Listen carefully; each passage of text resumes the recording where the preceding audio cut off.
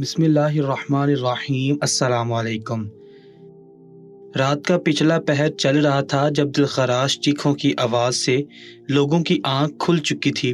ایک نسوانی چیخ فضا میں گونج رہی تھی، ایسے لگ رہا تھا جیسے وہ بے حد تکلیف میں مبتلا ہو۔ عورتیں سہم کر اپنے مردوں کی جانب متوجہ ہوئیں تو کسی نے اپنے شیر خواروں کو سینے سے لگا لیا۔ آس پڑوس کے لوگ لالٹین جلا کر باہر نکلے تھے۔ چیخوں کی آواز ابھی بھی مسلسل آ رہی تھی، بچاؤ، مجھے بچاؤ، یہ تکلیف میری جان لے لے گی، میرا سانس رک جائے گا، یہ کیسی گھڑی مجھ پر آن پڑی ہے۔ یہ نسوانی آواز سن کر لوگ کانپ چکے تھے۔ مرد و زن کا ایک ہجوم سا اس گھر کے باہر لگ چکا تھا۔ لوگ مشالے لے کر اس گھر کے باہر کھڑے تھے۔ وہ سیدھا سے دروازے پر ایک بوڑھی ضعیفہ نے دستک دی۔ لکڑی پر لوہے کا دستہ ٹکرایا تو شور پیدا ہوا، مگر اندر اب بالکل خاموشی چھا چکی تھی۔ کچھ تو تھا جو اس گھر میں ٹھیک نہیں ہو رہا تھا۔ کتنے ہی روز سے یہ سنا جا رہا تھا کہ اس گھر میں موجود لڑکی ایک عجیب الخلقت بچے کو جنم دینے والی ہے۔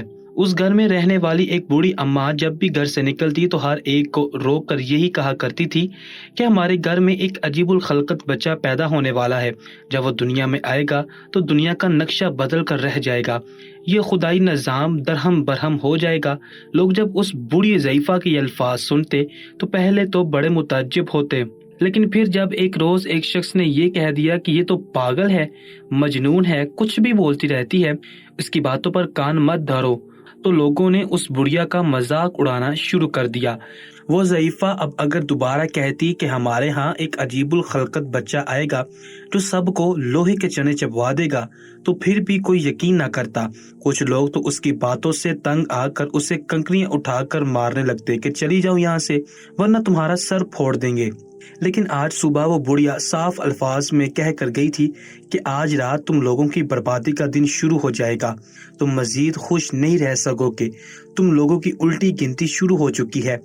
لوگوں نے آج بھی اس کی باتوں کو سری سے سا لیا تھا، کیونکہ اس کی یہ بات سن کر اس کا بیٹا اسے گھر میں لے جاتا اور لوگوں کے آگے ہاتھ جوڑ کر معافی مانگتا، کہتا مجھے معاف کر دو، میں اپنی اماں کو سمجھا کر تھک چکا ہوں۔ لیکن یہ جو کچھ خواب میں دیکھتی ہے وہی اب سب کے سامنے بولنا شروع کر دیتی ہے۔ لوگوں نے اسے صرف پاگل پن ہی سمجھا، مگر اس بوڑھی عورت کے کہنے کے مطابق جب رات کے پچھلے پہر گھر سے ایک نسوانی چیخ و پکار کی آواز آنے لگی تو سب اس بات پر یقین کر چکے تھے کہ کچھ تو اس گھر میں ضرور موجود ہے۔ پہلے تو ایک نسوانی چلانے کی آواز آتی رہی جیسے کسی پر شدید اذیت چھا چکی ہو، لیکن کچھ ہی دیر بعد اس بوڑھی ضعیفہ کے چلانے کی آواز آئی تھی۔ باہر کھڑے لوگوں نے جب یہ آوازیں سنی تو مزید خاموش رہنا ان کے لیے مشکل ہو گیا۔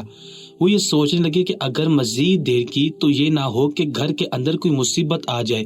لوگوں کی کئی طرح کی قیاس آرائیاں تھی، کہنے لگے کہ ہو سکتا ہے اس گھر میں ڈاکوؤں نے حملہ کر دیا ہو، ہمیں مزید دیر نہیں کرنی چاہیے بلکہ دیواروں کو پھلانگ کر گھر کے اندر داخل ہونا چاہیے۔ ان لوگوں نے کیا بھی ایسا ہی تھا، وہ دیواریں پھلانگ کر گھر کے اندر داخل ہوئے تھے، ہاتھوں میں مشالیں موجود تھیں۔ اندر جا کر ایک شخص نے دروازہ بھی کھول دیا، یوں گھر میں عورتیں بھی داخل ہو چکی تھی، سب کا رخ اس کمرے کی جانب تھا، وہاں سے چلانے کی آوازیں آ رہی تھیں۔ جیسے ہی دروازہ کھولا گیا جو منظر انہیں دکھائی دیا، ان سب کی تو چیخیں نکل چکی تھی۔ یہ خبر پورے مشہد میں پھیل گئی، لوگ حیران ہوئے تھے، کوئی بھی شخص یقین کرنے کو تیار نہیں تھا۔ جن لوگوں نے اپنی آنکھوں سے یہ دیکھا تھا صرف وہی یقین کر پا رہے تھے کہ وہ بڑھیا سچ کہتی تھی، اس کا کہا سب سچ ہو گیا۔ جو بھی اس لڑکی کو دیکھ کر آ رہا تھا یہی کہتا ہے کہ یہ تو قیامت کی نشانی ہے، خدا خیر کرے آج سے پہلے زمانوں میں ایسا ہوتا نہ کسی نے دیکھا نہ سنا۔ یقیناً اس لڑکی پر کسی نے کالا جادو کروایا ہوگا یا پھر اس کے ساتھ کچھ تو ایسا ہوا ہے جو ٹھیک نہیں تھا۔ صبح سے اس گھر میں لوگوں کا تانا بندہ تھا، لوگ اپنی آنکھوں سے اس لڑکی کو دیکھ رہے تھے جس نے اپنے بطن سے ایک گائے کے بچے کو جنم دیا تھا۔ لوگ دور دور سے یہ منظر منظر دیکھنے آ رہے تھے۔ یہ ایران کا شہر مشہد تھا جہاں پر واقعہ رونما ہوا تو خبر جنگل کی آگ کی طرح پورے مشہد میں پھیل گئی۔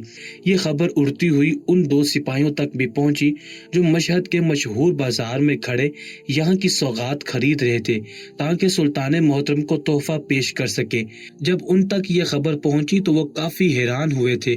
آخر کو ان کے لیے بھی یقین کرنا بے تحاشا مشکل تھا کہ ایک انسان جانور کا بچہ بھی پیدا کر سکتا ہے۔ دکاندار سے سوال کرنے لگے کہ بھائی یہ سچ ہے یا پھر مذاق کے طور پر اسے پھیلایا جا رہا ہے؟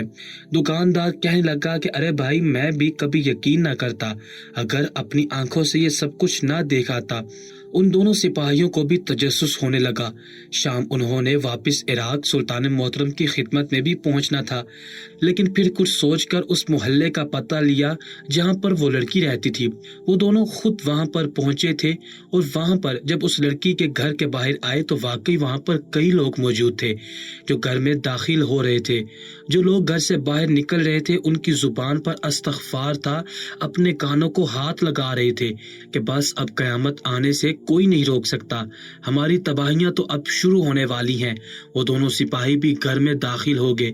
مردوں کو اس لڑکی سے ملنے کی اجازت نہیں تھی، لیکن جب انہوں نے اپنی آنکھوں سے اس گائے کے بچے کو دیکھا تو کتنی ہی دیر تو سانس نہ لے سکے۔ ان کا دل گویا سینوں میں ہی تھم چکا تھا۔ وہ بچہ بڑا ہی عجیب و غریب تھا۔ اس کا چہرہ بالکل گائے کے بچے جیسا تھا، مگر آنکھیں یوں چھوٹی تھی جیسا کہ انسان کی ہوا کرتی ہوں۔ اس کی پچھلی دونوں ٹانگیں ایسی تھیں جیسے انسان کے پیر ہوتے ہیں، لیکن ایڑی پر سخت کھر لگا ہوا تھا جیسا کہ جانوروں کا ہوتا ہے۔ اگلی دونوں ٹانگیں تو جانور جیسی ہی تھی۔ اس گائے کے بچے کی دم بھی موجود نہیں تھی۔ جب ان لوگوں نے یہ دیکھا تو کافی گھبرا گئے۔ یہی کہا گیا تھا کہ یہ ایک لڑکی نے جنم دیا ہے۔ جب اس عجیب الخلقت جانور کا باپ ایک جانب کو بیٹھا کافی اداس تھا، بار بار آنکھوں میں آئے آنسو صاف کر رہا تھا اور لوگوں کو بتا رہا تھا کہ یہ مجھ بدبخت کی اولاد ہے۔ پتہ نہیں اسے میں اپنے لیے خوش قسمت سمجھوں یا پھر اپنی بدبختی، بہرحال یہ میری اولاد ہے اور میں اسے اپنے سینے سے لگا کر پالوں گا۔ وہ دونوں سپاہی چپ چاپ اس گھر سے نکل آئے تھے۔ سلطان محترم اس وقت محل کے عقب میں موجود باغیچے میں چہل قدمی کر رہے تھے۔ پچھلے 1 ہفتے سے وہ عراق میں موجود تھے۔ اس وقت وزیر کو حکم دینے لگے کہ آج شام سواری تیار کروائی جائے، ہم اپنے آبائی گاؤں میں کچھ وقت بتانا چاہتے ہیں۔ کہ تبھی وہ سپاہی چلتے ہوئے سلطان محترم کی خدمت میں حاضر ہوئے۔ ان سپاہیوں کو دیکھ کر سلطان محترم بھی مسکرائے، کیونکہ ان دونوں سپاہیوں سے تو سلطان محترم کو انسیت تھی۔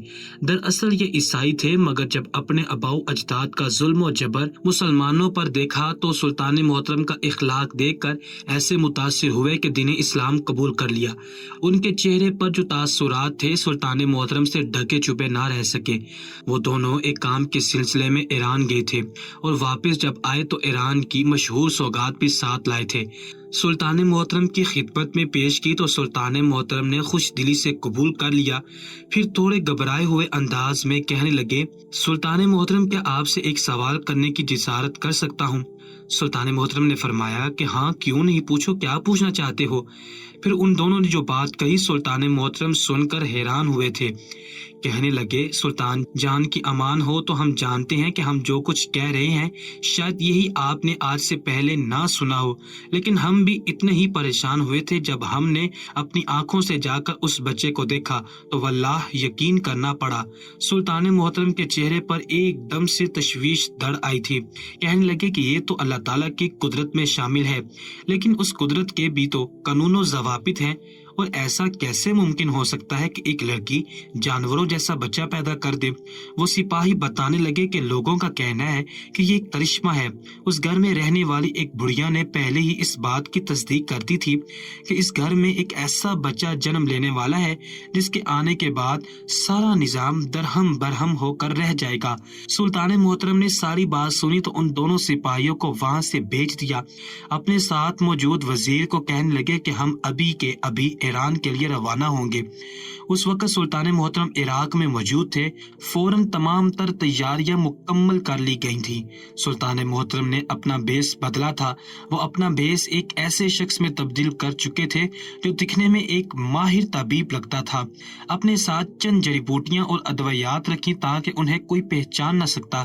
سلطان محترم نے اپنے ساتھ وزیر کو لیا اور پھر اسی وقت ایران کے لیے روانہ ہو گئے۔ جہاں سے گزر رہے تھے اکثر و بیشتر لوگوں کی زبانوں پر اس لڑکی کی ہی باتیں تھی۔ باقاعدہ اعلان کر کے بتایا جا رہا تھا کہ مشہد میں ایسا ہوا ہے۔ سلطان محترم وزیر کے ساتھ اس محلے میں پہنچے تو ہر ایک نے انہیں بتایا تھا کہ اس گھر میں وہ لڑکی موجود ہے۔ وہ اس جانب کو اس گھر کے باہر پہنچ کے سلطان محترم نے گھر کے دروازے پر دستک دی تو کچھ دیر بعد دروازہ کھلا۔ دروازے کو بالکل اتنا ہی کھولا گیا تھا کہ اندر موجود شخص کا چہرہ دکھائی دے سکتا۔ وہ ایک 35 سے 36 سال کا شخص معلوم ہوتا تھا۔ سوالیہ نظروں سے سلطان محترم کی جانب دیکھ کر کہنے لگے کہ بتائیے یہاں پر کیوں تشریف لائے ہیں؟ اتنا سننا تھا کہ سلطان محترم کہنے لگے کہ میں ایک طبیب ہوں، یہاں مشہد میں جڑی بوٹیاں لینے کے لیے آیا تھا، لیکن مجھے یہ خبر ملی ہے کہ اس گھر میں ایک ایسا بچہ پیدا ہوا ہے جو بالکل گائے کے بچے کی مشابہت رکھتا ہے۔ میں اس بچے کو اپنی آنکھوں سے دیکھنا چاہتا ہوں۔ اگر آپ کو پریشانی نہ ہو تو کیا آپ مجھے دکھا سکتے ہیں؟ میں بھی یہ کرشمہ دیکھنا چاہتا ہوں۔ اس شخص نے سب سے پہلے سلطان محترم کو سر تا پیر دیکھا اور پھر ان کے پیچھے کھڑے ہوئے اس شخص کو۔ سلطان محترم فوراً کہنے لگے کہ یہ میرا غلام ہے، ہر سفر میں میرے ساتھ ہی رہتا ہے۔ سب سے پہلے تو اس شخص نے نظر سلطان محترم کی انگوٹھیوں پر ڈالی جو کہ دکھنے میں ہی بیش قیمتی معلوم ہوتی تھی۔ اس کے بعد کہنے لگا کہ ٹھیک ہے، آپ اندر آ جائیے، لیکن میں آپ کے غلام کو گھر کے اندر داخل ہونے کی اجازت نہیں دیتا۔ سلطان محترم نے وزیر کو باہر ہی کھڑے رہنے کا اشارہ کیا تھا اور سلطان محترم خود گھر میں داخل ہو چکے تھے۔ وہ گھر عام طرز کا ہی بنایا گیا تھا۔ ایک جانب کو جا کر سلطان محترم کو زمین پر بٹھا دیا گیا۔ سلطان محترم اس شخص سے سوال کرنے لگے، یہ تمہاری پہلی اولاد ہے یا اس سے پہلے بھی تمہارے پاس اولاد ہو چکی ہے؟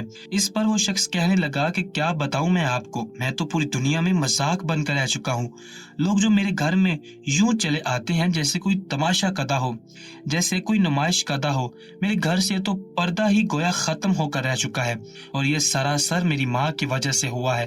اگر میری پاگل ماں اپنی زبان بند رکھتی تو شاید میں پوری دنیا کے سامنے تماشا نہ بن چکا ہوتا۔ سلطان محترم اس شخص کی بات سن رہے تھے۔ سلطان محترم کو لگتا تھا کہ شاید یہ کوئی لالچی شخص ہوگا جس نے جان بوجھ کر ایسی حرکت کی ہوگی تاکہ اس کے گھر میں لوگوں کا تانا بندہ بن سکے اور پھر لوگ اسے رقم اور اناج دینے لگے اور یوں اس کا سلسلہ چلتا رہے۔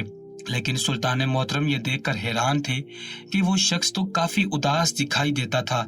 کہنے لگا کہ میں نہیں جانتا کہ یہ سب کچھ کیسے ہوا، بس اتنا پتا ہے کہ میری ماں عجیب و غریب باتیں کرتی ہے، گلی محلوں میں کہتی پھرتی تھی اور میں اسے ڈانٹا کرتا تھا۔ شاید میری بیوی کے ساتھ جو کچھ ہوا ہے اسی وجہ سے ہوا ہے، کیونکہ میں اپنی ماں کے ساتھ غلط رویہ رکھ چکا تھا۔ سلطان محترم اس شخص کی باتیں سنتے رہے۔ انہیں لگ رہا تھا یہ شخص ان سے لازمی کچھ چھپا رہا ہے۔ پھر وہ شخص گیا اور ایک بڑے سے تشت میں کوئی چیز رکھ کر لے آیا۔ اس تشت کو سلطان محترم کے سامنے رکھا اور اس سے کپڑا ہٹا دیا۔ جیسے ہی کپڑا ہٹا تو سامنے گائے کا بچہ موجود تھا جسے دنیا میں آئے صرف ایک ہفتہ ہی ہوا تھا۔ وہ جسامت میں ایک انسانی بچے کی طرح تھا لیکن تھا ایک گائے کا بچہ۔ اس کا حلیہ بالکل ویسا ہی تھا جیسا کہ ان دونوں سپاہیوں نے بتایا تھا۔ سلطان محترم یہ سن کر اور دیکھ کر جتنے بھی حیران ہوتے کم تھا۔ سلطان محترم بولے کہ میں تمہاری بیوی سے ملنا چاہتا ہوں۔ میرے پاس ایسی جڑی بوٹیاں ہیں جن کو استعمال کر کے مجھے یہ اندازہ ہو جائے گا کہ تمہاری بیوی کو کون سی بیماری ہے جس کی وجہ سے اس نے ایک انسان کی بجائے جانور کا بچہ جنم دیا ہے۔ مگر وہ شخص فوراً گھبرا چکا تھا۔ کہنے لگا کہ نہیں، مجھے آپ کے کسی علاج کی ضرورت نہیں ہے، آپ نے بھی میرے بچے کو دیکھ لیا ہے، اب آپ جائیں یہاں سے۔ سلطان محترم خاموشی سے وہاں سے نکل آئے تھے، لیکن جب اس کمرے سے باہر نکل کر آئے تو اس کمرے کے سامنے ہی موجود کمرے میں ان کی نظر پڑی۔ بستر پر ایک نوجوان لڑکی لیٹی ہوئی تھی، انتہائی خوبصورت اور حسین تھی۔ وہ عمر میں 25 سے 26 سالہ لڑکی تھی۔ دکھنے میں دبلی پتلی تھی، اس لیے اس کی عمر کا اندازہ نہیں ہو پا رہا تھا۔ سلطان محترم نے ایک نظر اس لڑکی پر ڈالی جو گھور گھور کر سلطان محترم کو ہی دیکھ رہی تھی۔ اس کی آنکھوں میں کچھ تو ایسا تھا جو سلطان محترم کو ٹھیک نہیں لگتا تھا۔ وہ وہاں سے باہر آ گئے اور سیدھا مشہد کے بازار میں چلے گئے۔ وہاں پر کئی خوبصورت لونڈیاں موجود تھی۔ سلطان محترم نے ایک کم عمر لڑکی کو خرید لیا۔ وزیر حیران پریشان سلطان محترم کو ہی دیکھ رہا تھا۔ کہنے لگا کہ سلطان محترم گستاخی معاف، لیکن آپ یہ لونڈی کیوں خرید رہے ہیں؟ آخر اس لونڈی کا کیا کریں گے؟ سلطان محترم کہنے لگے کہ یہ لونڈی ہمارے بہت کام آ سکتی ہے۔ سلطان محترم اس لونڈی کو لے کر ایک ویران مقام پر جانے لگے۔ وزیر پریشانی سے کبھی سلطان محترم کو دیکھتا تو کبھی اس لڑکی کو۔ وہ لونڈی بھی کافی گھبرا رہی تھی، بار بار ان دونوں لوگوں کو دیکھ رہی تھی کہ نہ جانے وہ اسے ویران جگہ پر لے جا کر اس کے ساتھ کیا کریں گے۔ سلطان محترم نے ایک ویرانے میں لے جا کر اپنے چہرے سے نقاب ہٹا دیا، اور پھر جب اس نے سلطان محترم کو دیکھا تو اگلے ہی پل سر جھکا گئی، رونے لگی، کہنے لگی سلطان محترم میرا سلام اپنی خدمت میں قبول فرمائے۔ میں تو یقین ہی نہیں کر پا رہی کہ کئی سلطنتوں کے بادشاہ میرے سامنے موجود ہیں۔ سلطان محترم نے اس کے بعد جو کچھ اسے کہا وہ خاموشی سے با ادب ہو کر ہر بات سنتی رہی اور کہتی رہی کہ سلطان محترم آپ مجھ پر اعتبار کر سکتے ہیں، میں آپ کے کام کو ہر حال میں سر انجام دوں گی۔ اس کے بعد سلطان محترم نے چہرے پر نقاب پھر سے لپیٹ لیا اور اس کنیز کو لے کر اس گھر میں پہنچے۔ ایک مرتبہ پھر اپنے گھر کے باہر اس شخص کو دیکھ کر وہ عجیب الخلقت بچے کا باپ پریشان ہوا، کہنے لگا کہ محترم اب آپ کیوں تشریف لائے ہیں؟ سلطان محترم نے آگے بڑھ کر اس کنیز کو پیش کر دیا، کہنے لگے کہ میں چاہتا ہوں کہ میری یہ کنیز آپ کی بیوی کو بطور تحفہ دے دوں۔ جیسا کہ آپ نے بتایا کہ آپ کی ماں بوڑھی ہے اور پھر آپ کی بیوی بھی اس وقت زچی کی کیفیت سے گزر رہی ہے، تو ایسے میں آپ کو کنیز کی ضرورت ہوگی۔ اس شخص نے جب نوجوان کنیز کو دیکھا تو اس کی آنکھوں میں ایک چمک سی آ چکی تھی۔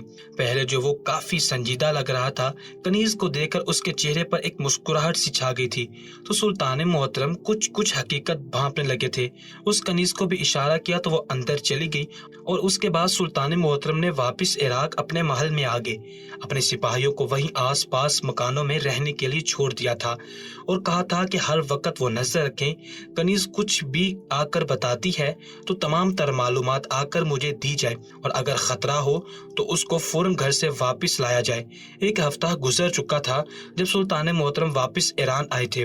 کنیز جب ان سے ملنے کے لیے آئی تو وہاں پر جو کچھ دیکھتی رہی اور جو کچھ اس کی نظروں کے سامنے ہوتا رہا وہ سب کچھ سلطان محترم کے گوش گزار کرنے لگی۔ یہ بھی بتانے لگی کہ وہ لڑکی ایک مرتبہ پھر حاملہ ہو چکی ہے، اور اس مرتبہ پھر وہ کوئی عجیب و غریب چیز ہی جنم دے گی۔ سلطان محترم یہ سن کر تشویش میں مبتلا ہو چکے تھے، کیونکہ جو کچھ وہ لڑکی بتا چکی تھی سلطان محترم کی سمجھ میں یہ راز کھلتے جا رہے تھے۔ سلطان محترم نے اس کنیز کو واپس اس گھر میں بھیج دیا اور خاص تاکید کی کہ اب اس مرتبہ جو کچھ بھی ہوگا وہ ساری حقیقت جان کر ہی واپس لوٹے۔ سلطان محترم اس روز ایران میں ہی رہے تھے۔ جو کچھ کنیز ان کو بتا رہی تھی وہ سب کچھ ان کے دماغ میں چل رہا تھا۔ کیسے کیسے لوگ تھے اس دنیا میں جو خدا کی قدرت سے کھیل جایا کرتے تھے، آخر ایسا کر کے انہیں ملتا کیا تھا؟ بجائے خدا کی قدرت پر اس کی شکر گزاری کر کے نعمتوں پر غور و فکر کرنے کے، وہ لوگ قدرت کو ہی بدلنے نکل پڑے تھے۔ سلطان محترم انہی سوچوں میں گم رہے جب اگلی صبح فجر کی نماز ادا کرتے ہوئے وزیر گھبرایا ہوا آیا، کہنے لگا کہ سلطان محترم وہ کنیز آپ سے ملنا چاہتی ہے، کہتی ہے بڑی مشکلوں سے اس گھر سے بھاگ کر آپ تک پہنچی ہوں۔ سلطان محترم نماز ادا کر کے فوراً اٹھے اور جلدی سے باہر آئے۔ وہ کنیز وہی موجود تھی۔ ایسے لگ رہا تھا کہ جیسے وہ کافی خوف زدہ ہو، نقاب ڈھلکا تھا، بدحواس دکھائی دیتی تھی۔ پھر جو حقیقت اس نے بتائی، سلطان محترم اس قدر جلال میں آ گئے کہ فوراً وزیر اور سپاہیوں کو حکم دیا کہ جاؤ اور جا کر ان تینوں کو میرے دربار میں لے آؤ۔ سلطان محترم محل پہنچ چکے تھے۔ دربار میں آتے ہی دربار لگ چکا تھا، اور ان کے آنے کے کچھ ہی دیر بعد وہ لڑکی، بوڑھی ضعیفہ اور شوہر وہاں پر آ چکے تھے۔ تشت میں رکھا ہوا بچہ بھی لایا گیا تھا۔ یوں دربار میں پیش ہونے پر وہ تینوں ہی کافی گھبرائے ہوئے تھے، مگر سلطان محترم کے چہرے پر سنجیدگی دیکھ کر ان کی آوازیں دم توڑ چکی تھی۔ سلطان محترم نے بجائے سختی اختیار کرنے کے نرم لہجے میں کہنے لگے کہ بہت افواہیں سن رکھی ہیں آپ کے متعلق، کیا حقیقت میں تمہاری بیوی جانور کی شکل میں بچہ پیدا کرتی ہے؟ یہ سن کر اس کا شوہر پہلے تو سر جھکا گیا، پھر کہنے لگا کہ جی سلطان محترم، یہی سچ ہے، اس مرتبہ بھی وہ حاملہ ہے۔ اگر میری ماں یہ خبر پھیلا چکی ہے کہ میری بیوی اس مرتبہ ایک دمبے کا بچہ اس دنیا میں لائے گی۔ سلطان محترم اس قدر غصے میں آ گئے کہ انہوں نے فوراً سپاہی کو حکم دیا کہ اس لڑکی کو قید خانے میں ڈال دیا جائے۔ وہ بوڑھی ضعیفہ عورت اور اس کا شوہر حیران کھڑے تھے۔ وہ لڑکی چیخنے چلانے لگی، کہنے لگی میری کوئی غلطی نہیں ہے، یہ تو کرشمہ ہے، مجھے چھوڑ دیا جائے، میں نے کچھ گناہ نہیں کیا۔ لیکن حقیقت سب کے سامنے تھی۔ سلطان محترم نے اس وقت اسے قید میں ڈال دیا اور اس کے کہے مطابق کچھ عرصے بعد اس نے واقعی ایک دمبے کا بچہ پیدا کیا تھا۔ لیکن وہ دمبے کا بچہ ایسا تھا کہ اس کا اوپری دھڑ تو دمبے جیسا تھا، لیکن نچلا دھڑ انسان جیسا تھا۔ دربار میں لوگوں کا رش لگ چکا تھا، لوگ اس بچے کو آ کر دیکھ رہے تھے۔ عجیب الخلقت گائے کا بچہ بھی کافی بڑا ہو چکا تھا، لیکن اپنی ٹانگوں پر چل نہیں سکتا تھا، ہر وقت بیٹھا رہتا تھا۔ اس کی آواز بھی نہ گائے جیسی تھی نہ انسانوں جیسی۔ جو حقیقت سامنے آئی تھی اور جو کچھ کنیز نے بتایا تھا، دربار میں موجود ہر کوئی سننا چاہتا تھا۔ کنیز جب اس گھر میں گئی تو پہلے چند روز اسے گھر کے کاموں میں ہی مختص کیا گیا، لیکن دھیرے دھیرے وہ کئی طرح کی خسر پھسر سرگوشیاں اس لڑکی اور اس کے شوہر کے کمرے سے سننے لگی، جیسے وہ کسی بات پر جھگڑ رہے ہو، اس کا شوہر اس پر دباؤ ڈال رہا ہو۔ ایک روز وہ کنیز کان لگا کر اس کمرے کے باہر کھڑی ہوئی، اندر سے یہ آواز آئی کہ اس کا شوہر اسے ڈانٹ رہا تھا، ڈانٹ ڈپٹ کر کہہ رہا تھا یہ سب کچھ کرنا بند کر دو، تمہیں خدا کا واسطہ، کیوں تم اس طرح کے کام کر کے دنیا و آخرت تباہ و برباد کرنا چاہتی ہو؟ مگر وہ لڑکی کہہ رہی تھی کہ میں ایک دانشور طبیب ہوں، اگر میرے یہ تجربے کامیاب ہو گئے تو مستقبل میں لوگ مجھے پوجنے لگیں گے، لوگوں میں میرا ایک نام ہوگا، مقام ہوگا، کیونکہ ایسے عجیب الخلقت بچے صرف میری کوکھ سے جنم لیں گے، اور اگر کوئی ان بچوں کو خود بھی پیدا کرنا چاہے گا تو میں اس کے بدلے ان سے لاکھوں دینار وصول کروں گی۔ کنیز بہت حیران تھی، آخر ایسی کون سی دوا ہے جس کے بارے میں وہ لڑکی بات کر رہی تھی، لیکن دھیرے دھیرے کنیز بہت ہی سچائیاں آشکار ہونے لگی۔ اس گھر کے پچھلے حصے میں مویشی رکھے گئے تھے جن کو وہ لڑکی بہت پسند کرتی تھی، خود ان کی خدمت کیا کرتی تھی، اور اس گھر میں موجود بیل کو خاص قسم کی جڑی بوٹیاں کھلانے کے بعد غیر مناسب طریقے سے اس بیل کی ریڑھ کی ہڈی میں موجود پانی کو اپنے شوہر کے ناف میں زخم کر کے منتقل کیا تھا۔ یہ عمل کرنے سے پہلے وہ شوہر کو بے ہوش کر دیا کرتی تھی۔ شوہر بھی ان سب سے انجان تھا کہ اس کی بیوی کس قدر شیطانی دماغ رکھتی ہے۔ جس کے بعد رشتہ ازواج میں بندھنے کے بعد وہ لڑکی جب حاملہ ہوئی تو اس نے ایسے بچے کو جنم دیا جو بالکل گائے کے بچے جیسا تھا۔ اس کا شوہر انتہائی بولا بالا اور معصوم تھا، اپنی بیوی کے آگے اس کی ایک نہیں چلتی تھی۔ پاگل ماں جب اس طرح کی حرکتیں کرتی دیکھتی تو اپنی بہو بیٹی کے منہ سے اس طرح کے الفاظ سنتی تو گلیوں میں جا کر لوگوں کو بتانے لگتی، لیکن کوئی بھی ان باتوں پر یقین نہیں کر پاتا تھا۔ سلطان محترم کے گوش گزار وہ کنیز ساری حقیقت کر چکی تھی۔ اس لڑکی کو سلطان محترم نے کال کوٹری میں بند کر دیا اور حکم دیا کہ یہ تب تک یہاں رہے گی جب تک موت نہیں آ جاتی، جبکہ اس لڑکی کا شوہر سلطان محترم کے سامنے کھڑا کپ کپا رہا تھا۔ بوڑھی عورت بھی گھبرائی ہوئی تھی۔ سلطان محترم نے اس کے شوہر کو وہی خریدی گئی کنیز نکاح کے لیے دے دی اور اسے اور اس کی ماں کو واپس بھیج دیا، جبکہ وہ دمبا اور بچڑا کچھ عرصے تک زندہ رہنے کے بعد خود ہی مر چکے تھے۔ چند روز بعد قید خانے میں لڑکی چلا چلا کر بھوک پیاس سے ہلکان ہو کر معافی مانگنے لگی، مگر سلطان محترم نے فرمایا کہ تم لالچی حرص پسند عورت ہو، تمہیں معاف کر دیا گیا تو تم کئی فتنوں کو جنم دو گی، تم شرک کرنے والوں میں سے ہو جو اوروں کو بھی برائی کی ترغیب دیتی ہو۔ علم حاصل کرنے کا مقصد زندگی و آخرت آسان بنانا ہے، خدا کی ذات کو سمجھنا اور عبادت کو صحیح معنوں میں کرنا ہے، تاکہ لوگ حقوق اللہ کے ساتھ حقوق العباد اور اخلاقیات بھی سیکھ سکے۔ لیکن کچھ لوگ اس زمانے میں بھی ہیں اور اگلے زمانوں میں بھی آئیں گے جو قدرت کے قانون توڑ کر کامیابی حاصل کرنے کے خواب دیکھتے ہیں، مگر در حقیقت وہ جہنم کا ایندھن ہوں گے۔ اتنا کہہ کر سلطان دربار سے ایک شان سے جا چکے تھے، جبکہ دربار سلطان زندہ باد کے نعروں سے گونج اٹھا تھا۔